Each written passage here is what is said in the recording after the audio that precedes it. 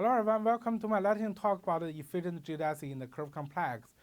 So as the start of my talk, I'd like to introduce the curve complex. So consider a closed orientable surface of genus greater or equal than 2, the curve complex, and is something that whose verticals are the simple closed curves on the surface, and the two closed vertices share an edge if they are disjoint with each other. And with that one, we can define the Hooke curve complex by assigning 1 to the area edge. And the distance between the two vertices are the lengths of the shortest path on the curve complex. And when the distance is 0, means that they are homotopy to each other. When distance is 1, that means they are disjoint with each other. When the distance is 2, means that it's not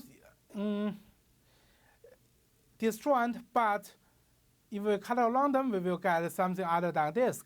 If the distance greater or equal than 2, it means that they intersect, and if we cut along with them, we will get only the disk. And for the distance greater or equal than 2, we call them filling. And the talk is organized around the question, what's the distance relations between the distance and the intersection number? So my work is based on the Berman-Marguerite-Menasco's work about the efficient geodesic. So the motivation of my talk is about the complexity of the geodesic. It's a concept defined in the BMS paper, and it's defined like that.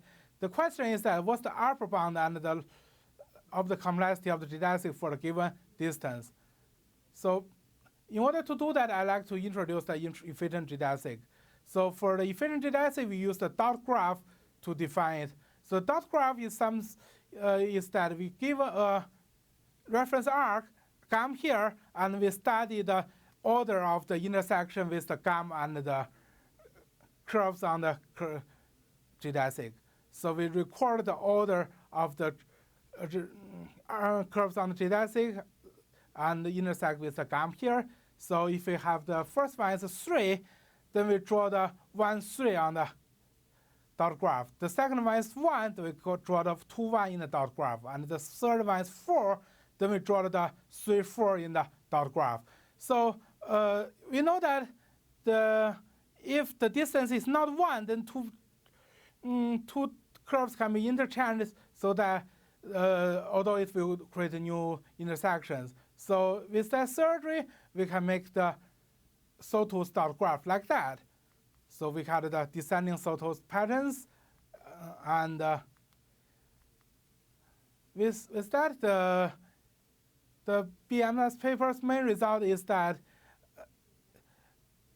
for each geodesic, we can make surveys to make it efficient. And for every efficient geodesic, there's an algorithm to determine the distance.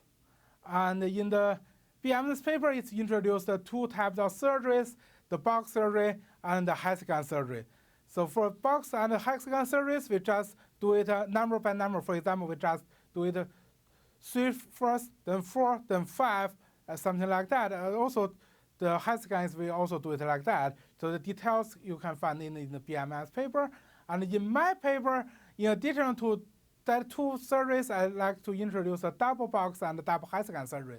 So for a double box surgeries, it's something like 2 boxes or pierced box. And for double hexagons, it's look like hexagon, but we had the we got double boxes here. So my theorem is about the maximal dot irreducible dot graph, which is defined that the corresponding path in the curve complex is dot irreducible, but if we add any point at the dot graph, it becomes reducible. So what's the shape of the maximal dot irreducible dot graph is the spindles. The spindles are a type of dot graph that consists of an upper triangle, a lower triangle, and a line between them. So can be shown in this picture. We have an upper triangle, a lower triangle, and a line. And my theorem says that maximal dot irreducible dot graphs in a sawtooth form is a spindle. And more details and the proof can be found in my paper on the archive. So thank you for watching.